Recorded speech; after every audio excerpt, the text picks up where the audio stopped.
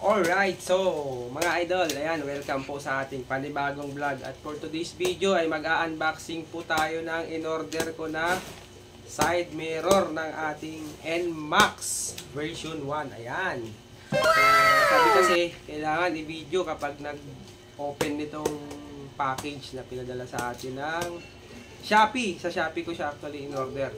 Ito yung usong side mirror ngayon at para sa akin parang napakaganda rin kasi yung side mirror natin is yung masyadong malapad kaya nag-order ako ng panibagong side mirror.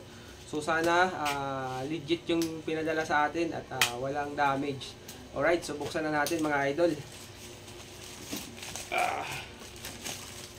Ayan.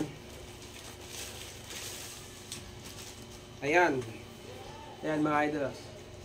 Rear mirror. Ayan. Isang set. So, sabi kasi doon sa napanood ko sa Shopee, kompleto na yung ano nito. Mayroon na siyang tools.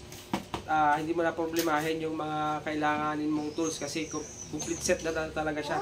Yung side mirror tapos may kasama na siyang mga gamit, yung mga tools na gagamitin natin pag nag-install tayo sa ating mga motor. Alright, so buksan na natin. Okay. Ayan. So, ayan. Yun, so bali clear white yung binili natin kasi tatlong klase siya. Merong pink nito, merong blue at yung white yung pinili ko mga idol kasi baka mamaya bawal yung blue saka yung pink. Kaya ayun. So ayan po, ito siya. Tapos so bali dalawa siya, may left and right. Tapos ito yung kanyang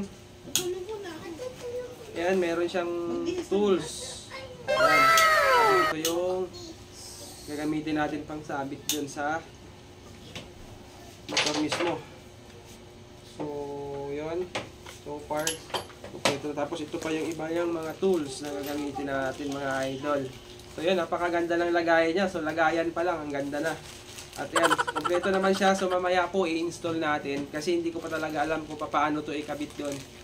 Titingnan ko lang kung paano ko siya ikabit talaga doon sa ating NMAX. Alright. So yun lang po, so far kompleto naman po yung dumating sa atin at legit po yung na-orderan nating shop. So thank you so much, thank you Shopee, salamat Shopee, ayan. So yun, so, thank you so much at God bless po sa ating lahat. Alright. Ayun, shout out mga idol at na-install na nga po natin yung ating bagong side mirror. Ayan, nagpalit po ako ng side mirror na medyo maliit kasi medyo hirap tayo sumingit kapag malaki yung side mirror natin dito sa ating NMAX. So bali universal side mirror naman siya kaya pwede siya sa kahit anong motor. At ayan, swabing-swabing na po siya isingit lalo na kapag ma-traffic. Ayan, ayun oh. So, napakaganda po niya at ang linaw niya kapag sa tumingin ka sa likod, talagang napakalinaw ng salamin natin mga idol. So, yun lang po. Ride safe po tayong lahat at thank you so much for watching. Alright.